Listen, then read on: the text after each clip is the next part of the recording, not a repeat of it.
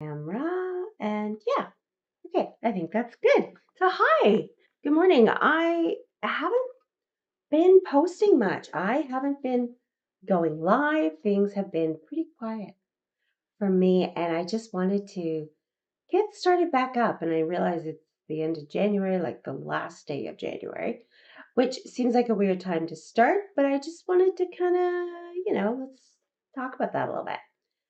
And the idea of starting resolutions at the end of January.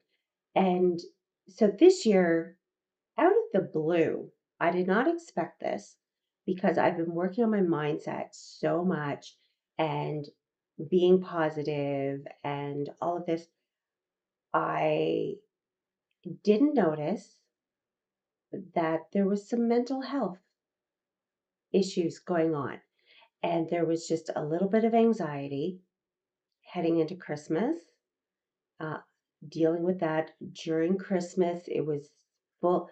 And then for me, people talk about, like people talk about like how February blahs and all of that kind of stuff. But for me, it's that post Christmas period, right? So having that sort of just that little bit of depression, like very mild, but very much there. And that sort of being my January and dealing also with some burnout as well. And so it was really a challenging couple of months that I wasn't really aware of, which, I kind of need to kind of focus on that. And that'll be one of the things that I work on throughout the year and why I'm like, I wasn't in the right place to set good New Year's resolutions. I wasn't in the right place to set goals for the year at the beginning of January.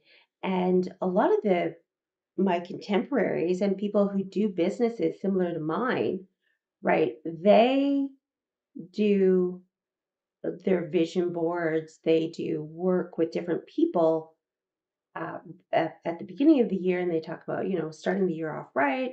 And even I attended a couple of things with a few different people who had these workshops, live sessions, webinars, courses, classes, whatever, at the beginning of the year about starting your 2024 off right.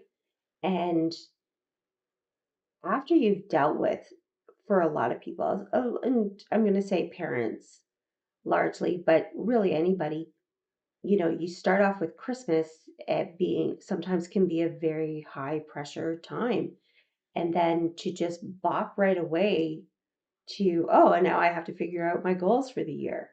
Maybe that's a little much. Maybe that's more than what we need to take on.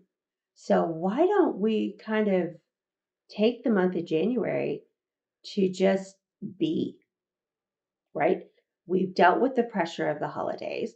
We've dealt with all of that. Why don't we just kind of chill and relax? And then at the end of the month, at the end of January, we've settled a little bit. Christmas decorations are down. Everything's all cleaned up. And if you gained a couple pounds over Christmas, you're probably back to where you were before.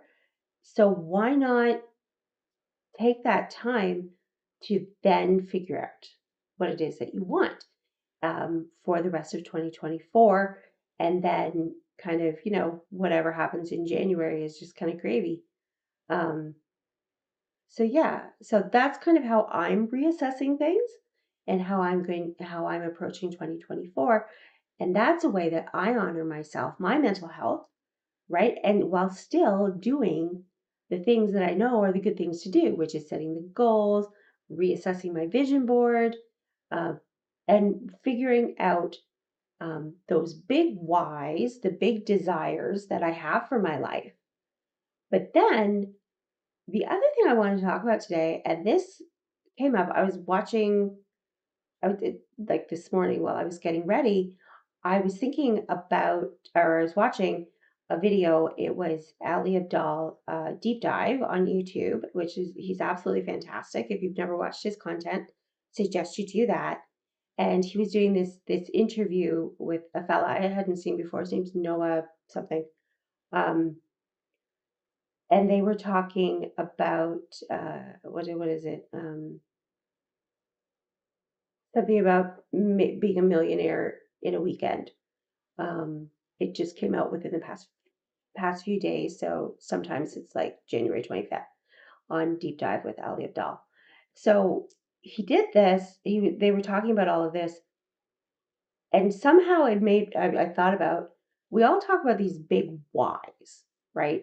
And why I have this business, why the why for my company, so that my employees get on board, so that my customers are buying that experience of why I do this, as opposed to just this thing I'm selling and all that.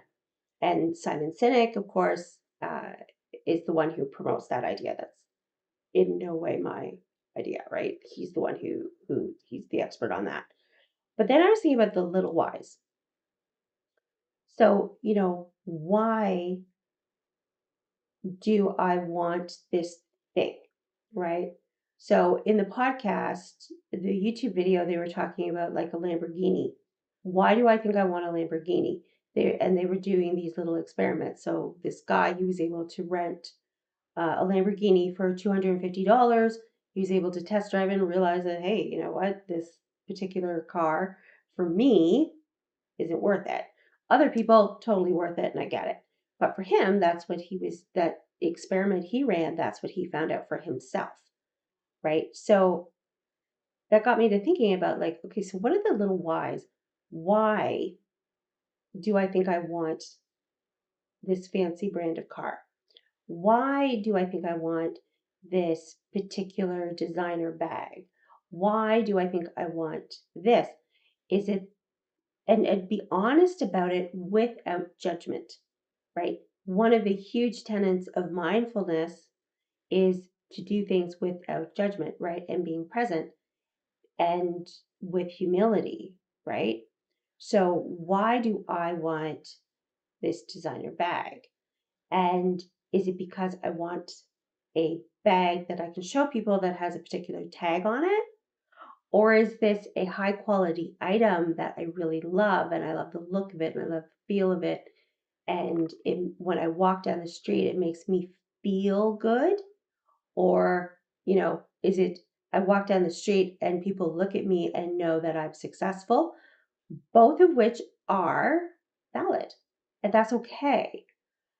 But when we get to the heart of why we want the smaller things, right? Not just our big why, our big purpose in life, but why do I want this one little thing? It helps us to understand some of the blocks that we might have in being able to attain it, right? So if I say I want, I'm trying to think of a really good example here, but okay, let's say that um, I want a particular brand of computer. Okay. So I want, the high end gaming computer, and like the full setup, and everything's really, really good, and all this stuff. Is it, and I'm asking myself, okay, is it because the performance of that computer is going to ensure that I'm able to make the high quality videos that I want to make?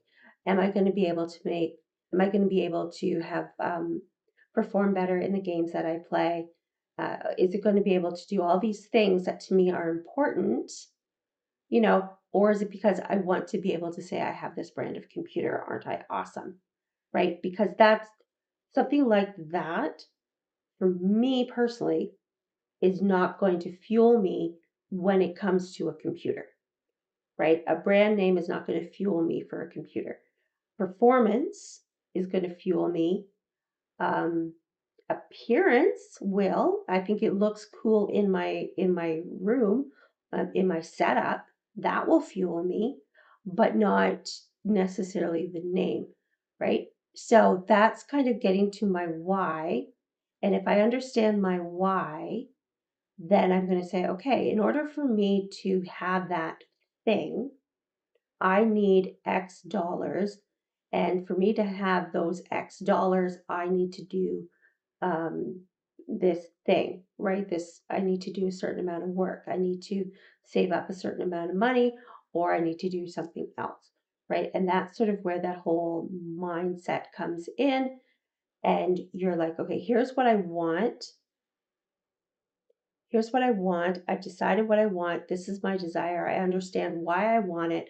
I'm getting to the root of my feelings for why I want it. So I'm able to work on my manifestation for it. It's on my vision board, or I journal about it, or I make whatever kind of declaration to the universe that this is what I want. Here's my feelings behind it and all this stuff. And then figuring out how I'm going to get it is the manifestation process, right? So by figuring out your little whys, figuring out your feelings behind it and all this kind of stuff, you're kickstarting the manifestation process, and you're able to get to where it is that you want to be and have the thing that you want because you've gotten to the root of the feeling behind it.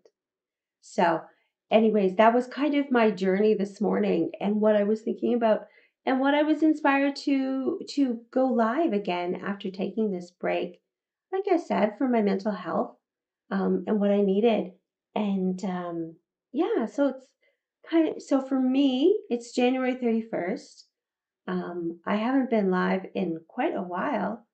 Um, I had a birthday, a milestone birthday, which is super exciting. And even though I was having some of those mental health issues like I talked about, I was getting very clear on my purpose and what it is that I think I want to do for the year. And now I'm in the right place to set my goals. So I think over the next few days, that's going to be what I'm going to talk about.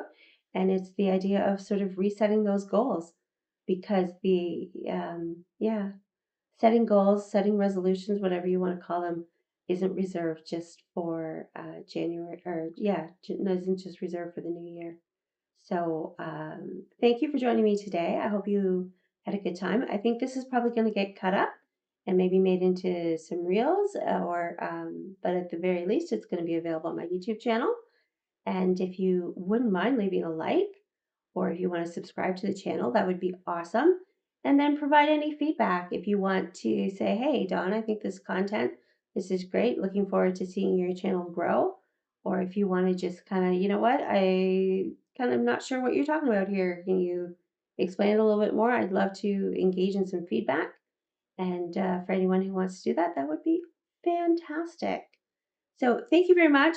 Go out, have an awesome day. Figure out maybe a couple of those little whys for yourself, and declare to the universe what it is that you want. All right. So I'm going to end the live stream. Also, if you have technical feedback too, if you're like, you know what, your lighting is not awesome, you can tell me that.